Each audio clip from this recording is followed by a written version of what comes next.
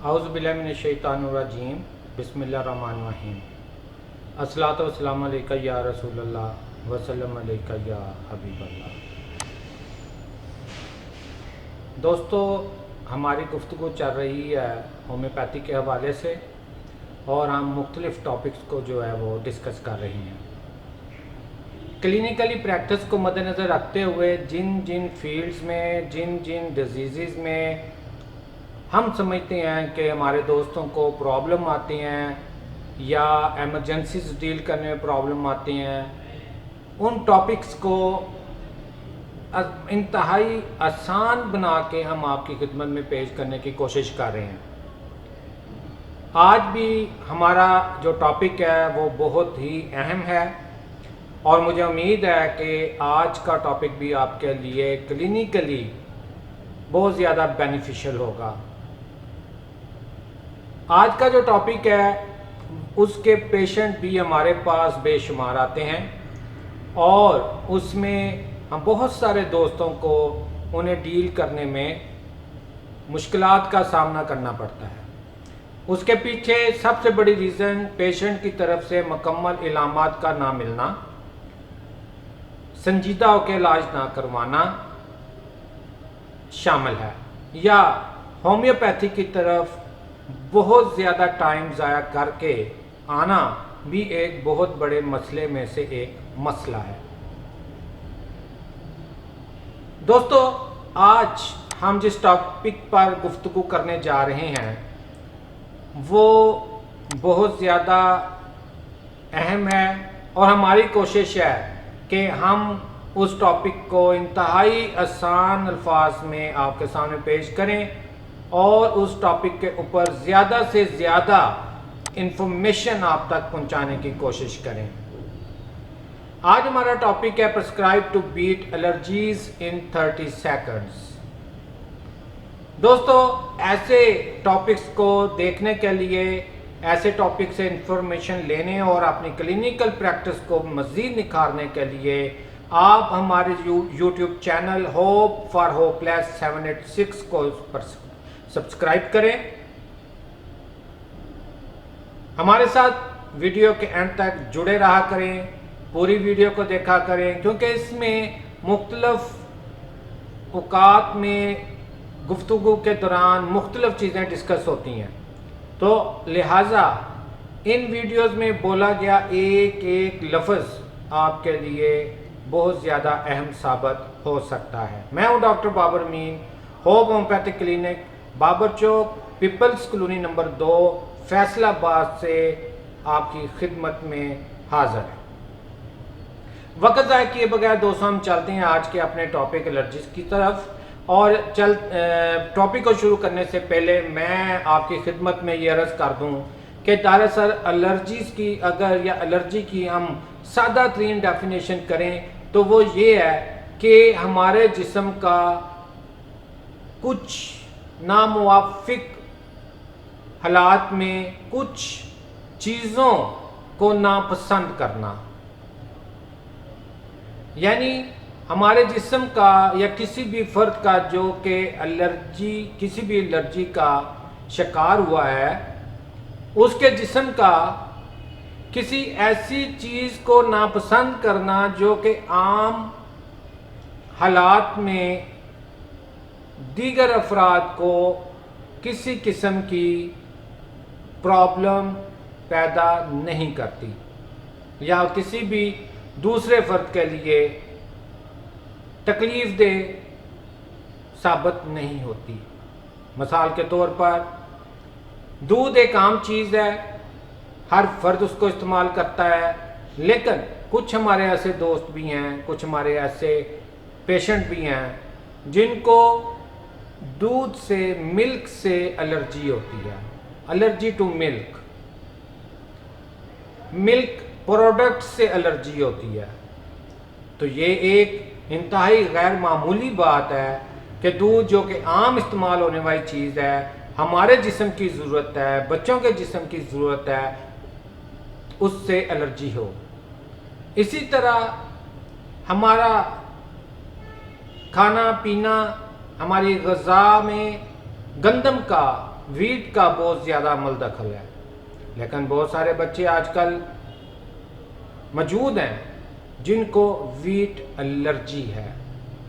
गंदम से एलर्जी है। गंदम में मौजूद जिलेटिन एक सब्सटेंस होता है जिससे असल में एलर्जी होती है। तो इन्हीं बातों को लेकर आज हम आपकी खिदमत में हाजिर हुए हैं और कोशिश करेंगे कि हम मुख्तसर से वक्त में ज़्यादा से ज़्यादा इन्फॉर्मेशन आप तक पहुंचा सकें, अपने दोस्तों तक पहुंचा सकें, ताकि आप उनसे बेनिफिट हासिल कर सकें। दोस्तों, हमारे ये जो प्रोग्राम है ख़ास तौर पर होम्योपैथिक डॉक्टर्स के लिए डिज़ाइन किए जाते हैं, आम पब्लिक के लिए ये नहीं है। लेकिन अगर आम पब्लिक जो है या सुनने वाले लिसनर जो हैं वो देखें कि हमारी हुई बताई हुई बातों में से कोई बात, कोई मर्ज, कोई अलामत उनमें पाई जाती है, तो उस अलामत के लिए बताई गई दवा को फौरी तौर पर खुद इस्तेमाल करने के बजाय अपने करीब तरीन सीनियर तजर्बाकारों पर डॉक्टर के साथ कंसल्ट करें और उसके बाद दवा को इस्तेमाल करें। अगर आप इन प्रोग्राम्स को देकर कोई मेडिसिन बगैर किसी होम्योपैथ डॉक्टर के मशवरे के इस्तेमाल करते हैं तो उसके ज़िम्मेदार आप खुद होंगे, हम उसके ज़िम्मेदार नहीं होंगे, क्योंकि ये प्रोग्राम्स होम्योपैथिक तलबा व तालबात और होम्योपैथ फिजिशियंस के लिए ख़ास तौर पर तैयार किए जा रहे हैं। तो दोस्तों, आए चलते हैं आज हम अपने आज के टॉपिक की तरफ, एलर्जीज, और देखते हैं कि होम्योपैथिक जो है एलर्जीज में हमारे लिए कितनी मुआवन साबित होती है और किस हद तक हमारे लिए मददगार साबित होती है, कौन कौन सी अद्वियात इसमें हमारे लिए जो है वो फ़ायदेमंद साबित होती हैं। दोस्तों, allergic to bread, acidic foods कि एसिडिक फूड्स और ब्रेड से अगर एलर्जी हो रही है तो नेट्रोम्योर शानदार दवा है। आप इसको 30 ताकत में, 200 में हर 4 घंटे के बाद रिपीट कर सकते हैं। अगर 30 ताकत में आप दे रहे हैं, पोटेंसी 30 है, तो आप दिन में 3 दफ़ा 4 दफ़ा दे सकते हैं। अगर आप पोटेंसी 200 दे रहे हैं तो फिर आप 1 हफ्ते के वक्फे के बाद उसको दोहरा सकते हैं या 4 से 5 दिन के बाद उसको रिपीट कर सकते हैं। लेकिन ये डिपेंड करता है कि मरीज़ की कैफियत क्या है, मरीज़ की शिद्दत क्या है, उसके मुताबिक फिजिशियन ने डिसाइड करना होता है।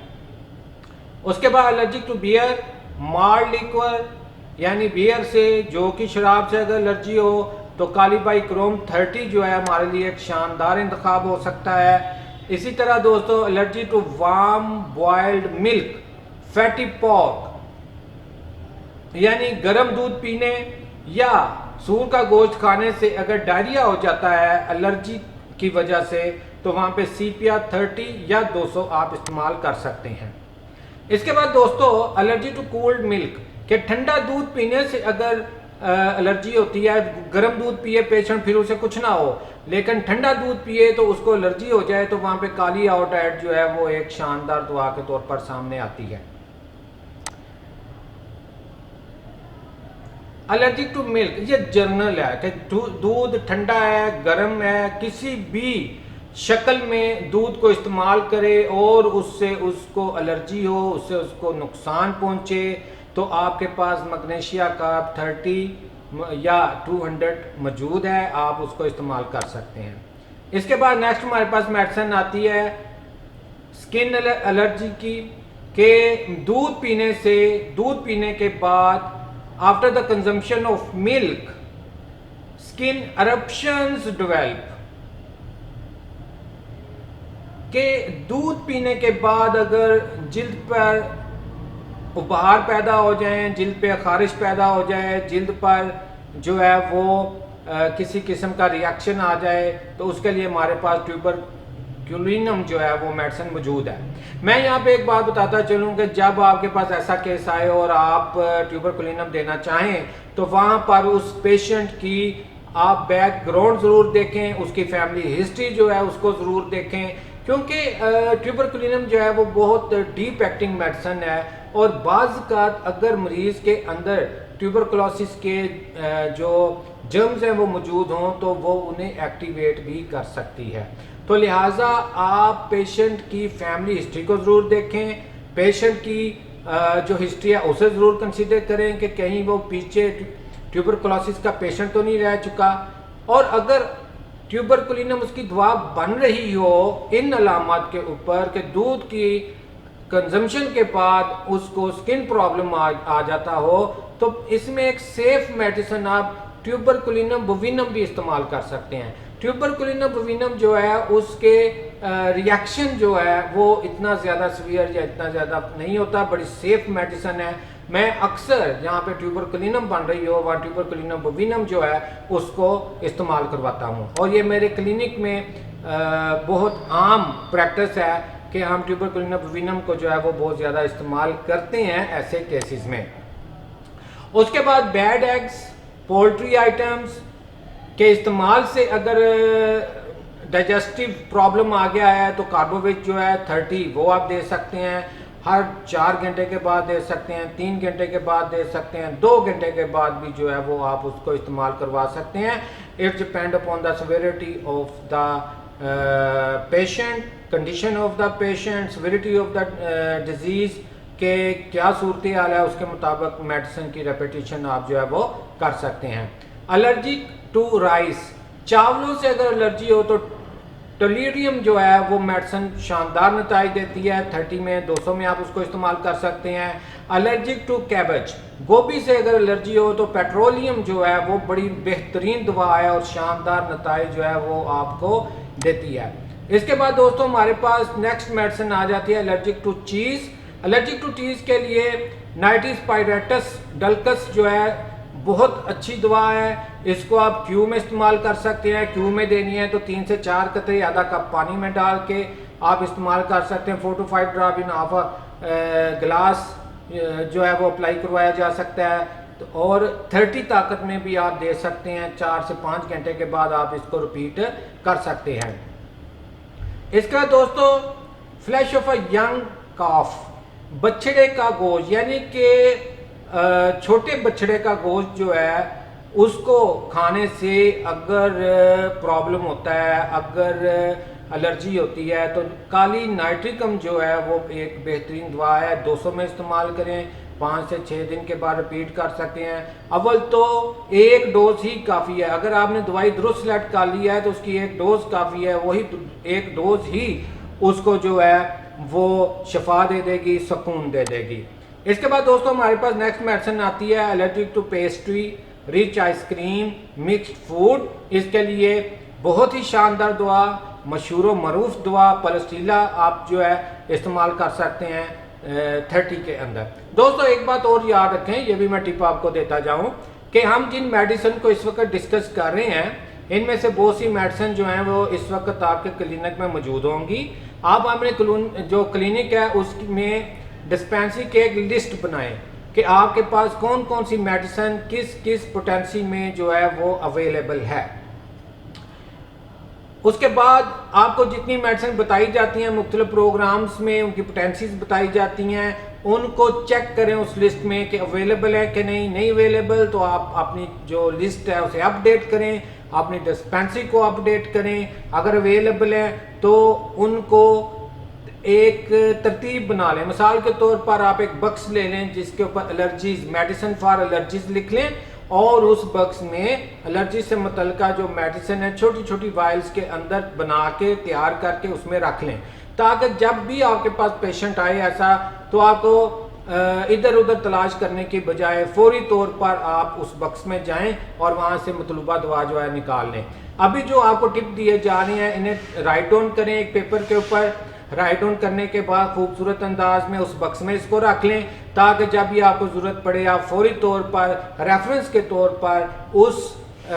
पेज को इस्तेमाल कर सकें और फौरी तौर पर आप मरीज़ को उस तकलीफ से निजात दिला सकें जिस तकलीफ के साथ वो आपके पास पहुंचा है। इसी तरह एलर्जिक टू ऑस्टर्स, इसमें लाइकोपोडियम बहुत शानदार काम करती है, 200 में आप इस्तेमाल करवाएं। Allergic to sweets, fatty meat, onion, thuja बड़ी शानदार दवा है ऐसे मामलात के अंदर और उसको आप इस्तेमाल करवाएंगे तो आपको बड़े शानदार रिजल्ट मिलेंगे। याद रखें एलर्जी के अंदर हमेशा कोशिश करें कि पेशेंट की जो मर्ज़ की शिद्दत है उसको मद्देनज़र रखते हुए 30 या 200 में आप इस्तेमाल करें। अगर पेशेंट आपके पास बच्चा है, छोटी एज का है, तो फिर कोशिश करें 30 में दवाई दें, लेकिन जल्द जल्द रिपीट कर लें। अगर पेशेंट बड़ी उम्र का है तो फिर आप उसमें 200 भी इस्तेमाल कर सकते हैं, कोई मुज़ायका नहीं है। एलर्जिक टू शुगर, अगर शुगर से एलर्जी हो तो आप अर्जेंटम नाइट्रिकम 30 और 200 इस्तेमाल कर सकते हैं। यहाँ पे दोस्तों मैं एक और बात बताता चलूँ आपको, allergic to sugar, desire for sugar या स्वीट थिंग्स, ये दो सेपरेट जो है वो सिम्टम आ जाते हैं। एक मेडिसिन है जिसमें चीनी की डिज़ायर पाई जाती है और एक मेडिसिन है जिसमें चीनी के इस्तेमाल से तकलीफ़ात बढ़ जाती हैं, मैदे की जलन बढ़ जाती है और तकलीफ़ात बढ़ जाती है। अगर शुगर के इस्तेमाल से तकलीफ़ात बढ़ रही हों तो अर्जेंटम नाइट्रिकम आंखें बंद करके दी जा सकती है। और अगर शुगर खाना खाने के बाद या वैसे मरीज़ के अंदर शुगर यानी चीनी खाने की तलब पैदा हो रही हो और वो मजबूर हो कि बेशक एक चुटकी चीनी इस्तेमाल करे और उसको वो खानी पड़े, तो वहाँ पर लाइकोपोडियम आपकी एक शानदार दवा जो है वो आ जाती है। लाइकोपोडियम में चीनी खाने से तकलीफ बढ़ती नहीं है, बल्कि उसके अंदर क्रेविंग पैदा होती है, डिज़ायर पैदा होती है जो कि अनबीटेबल होती है। उस मरीज़ उस डिज़ायर को रोक नहीं पाता, वो उतनी देर तक नहीं रुकती जब तक वो कोई ना कोई मीठी चीज़ अपने मुंह में नहीं डाल लेगा। ये बुनियादी फ़र्क है अर्जेंटम नाइट्रिकम में और लाइकोपोडियम की मीठे के हवाले से। आगे हम चलते हैं दोस्तों, allergic to sugar, bitter food, natrum phos 6x और 30 में आप इस्तेमाल कर सकते हैं। इसी तरह allergic to cod liver oil, कि कॉड लिवर ऑयल में उसके इस्तेमाल से अगर एलर्जी हो रही है तो हैपरसल्फ जो है वो आपके लिए बड़ी ही फ़ायदेमंद मेडिसिन मौजूद है। एलर्जिक टू मेलन्स, मेलन्स इस्तेमाल करने से, तरबूज खाने से अगर आपको एलर्जी हो रही है तो जिंजबर जो है वो भी एक बहुत शानदार दवा है, 30 में आप इस्तेमाल करेंगे। और दोस्तों अगर पानी वाले फ्रूट इस्तेमाल ज़्यादा करने से, जिनमें पानी की मकदार ज़्यादा होती है, उसमें वाटरमेलन भी आ जाता है, उसमें मेलन भी आ जाता है। मेलन आमतौर पर खरबूजे को कहते हैं, वाटरमेलन जो है तरबूज को कहते हैं। तो खरबूजा वगैरह या इस किस्म गर्मा सर्दा इस किस्म के फ्रूट जिनमें पानी की मकदार ज़्यादा है, उन्हें आप इस्तेमाल करने से पेशेंट को जो है वो डाइजेस्टिव प्रॉब्लम हो गया है तो वहाँ पर जो है वो आर्सेनिक एल्बम भी बहुत अच्छा काम जो है वो करती है। जिंजबर तो मौजूद ही है, लेकिन उसके साथ आप आर्सेनिक एल्बम जो है उसको भी कंसीडर कर सकते हैं। तो दोस्तों आगे हम चलते हैं, अपने सफ़र को आगे बढ़ाते हैं। मुझे उम्मीद है कि हमारा ये आज का टॉपिक आपको बहुत ज़्यादा पसंद आएगा, आप इंजॉय करेंगे और आप देखेंगे कि हर लाइन के ऊपर एक नई इंफॉर्मेशन, एक नई बात, एक नई चीज़, एक नया क्लिनिकल टिप आप तक पहुंचाया जा रहा है। इसलिए कोशिश किया करें कि वीडियो को मुकम्मल देखें, पूरा देखें, ताकि उससे आप भरपूर मुकम्मल फ़ायदा हासिल कर सकें। आपको हमारी वीडियोस अगर पसंद आए, अगर हम आपको देखें कि हमारी वीडियोस जो हैं वो फ़ायदेमंद हैं आपके लिए, होम्योपैथ्स के लिए, तो दोस्तों हमारे चैनल को सब्सक्राइब भी करें, हमारे चैनल को लाइक करें, शेयर करें, दूसरे दोस्तों को बताएं ताकि ज़्यादा से ज़्यादा होम्योपैथ की खिदमत जो है हो सके। और इस कार्य खैर में, इस सदका जारिया में आप भी अपना हिस्सा डाल सकें। आप जब किसी को किसी भी मैं सिर्फ इसी चैनल की बात नहीं कर रहा, किसी भी अच्छे चैनल के बारे में बताएंगे और शेयर करेंगे तो जितने लोग उसको जितनी देर इस्तेमाल करेंगे उसका जो सवाब है वो सिर्फ उस चैनल वाले तक नहीं जाएगा, उसका ही कुछ हिस्सा, कुछ परसेंटेज आपको भी मिलेगी, क्योंकि आपने उस नेकी को, उस अच्छे काम को आगे फैलाने में अपना किरदार अदा किया। आगे हम चलते हैं दोस्तों, एलर्जिक टू लेमोनेड के खटास वाली चीज़ें, लेमन वाली चीज़ों से अगर एलर्जी हो तो सेलेनियम दवा जो है वो बड़ी शानदार है। मैं यहाँ पे 30 और 200 के अंदर अंदर ही रह रहा हूँ ज़्यादातर। इसके बाद allergic to cold drinks, fruits, rotten food, तो इसमें आयोडीन, आर्सेनिक एल्बम, ये दो मेडिसिन है कि अगर कोल्ड ड्रिंक्स पीने से, बहुत ज़्यादा ठंडे मशरूबात पीने से, बर्फ़ ज़्यादा इस्तेमाल करने से अगर आपको प्रॉब्लम आ गया है, गले में प्रॉब्लम आ गया है, एलर्जी हो गई है, तो वहाँ पे आर्सेनिक एल्बम इस्तेमाल कर सकते हैं। फ्रूट्स, जैसे मैंने अभी बताया है कि वाटरी फ्रूट्स जो हैं वो अगर आप इस्तेमाल करते हैं, रॉटन फूड आपने ख़राब खुराक खाई गई कहीं गलती से, तो उसकी वजह से प्रॉब्लम आ गया, डाइजेस्टिव प्रॉब्लम आ गया, तो आर्सेनिक एल्बम और आउटीन जो है वो शानदार दवाइयाँ आपके पास मौजूद हैं। ये दोस्तों वो हथियार हैं जिनके बगैर आप जंग नहीं लड़ सकते, जिनके बगैर आप, जैसे एक फौजी हथियार के बगैर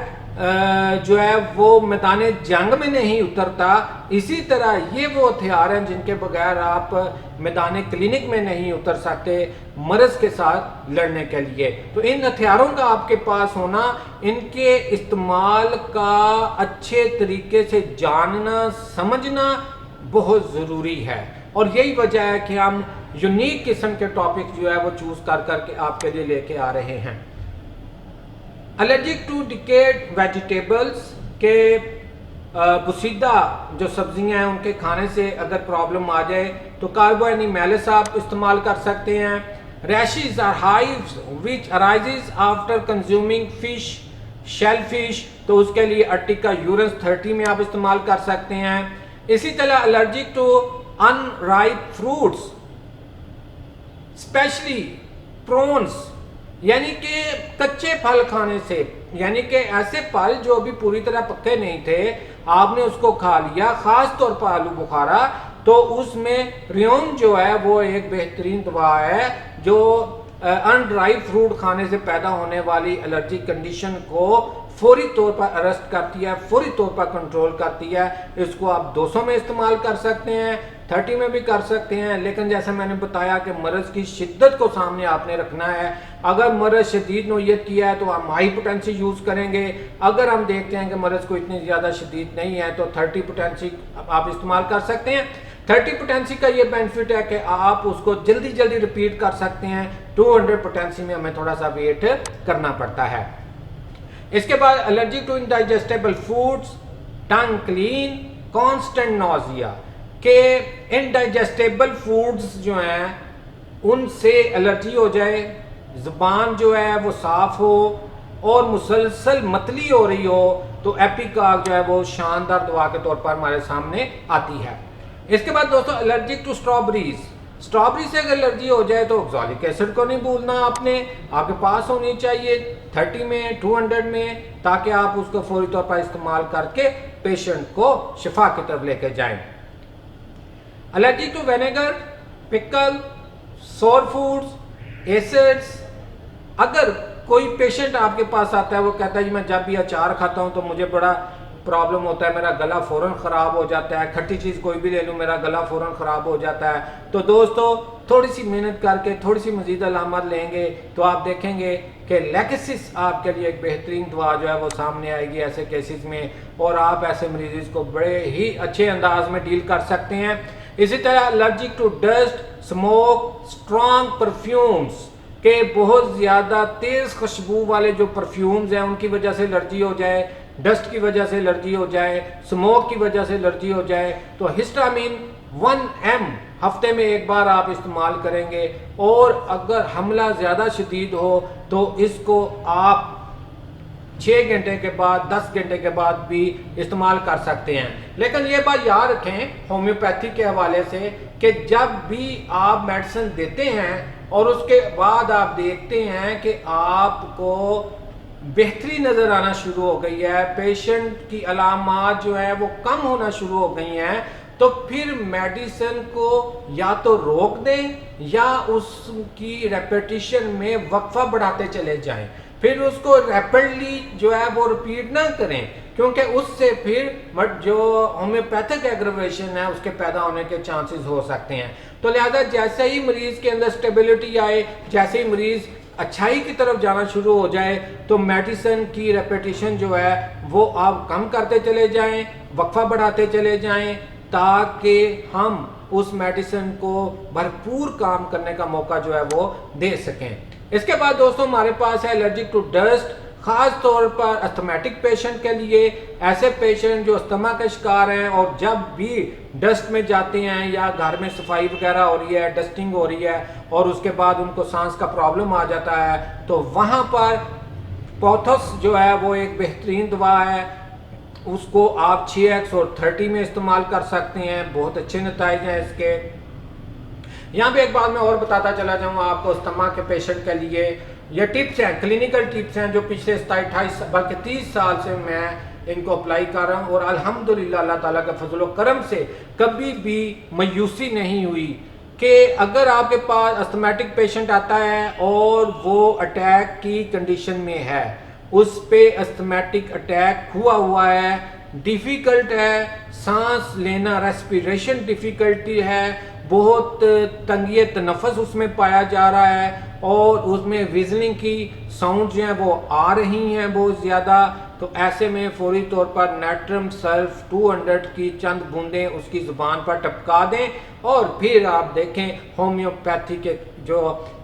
कमालात हैं, फिर आप देखें कि होम्योपैथिक जो है वो आपको कैसे कैसे कमालात दिखाती है। विद इन सेकंड्स आप देखेंगे कि पेशेंट रिलीफ महसूस करेगा, सुकून महसूस करेगा, उसकी जो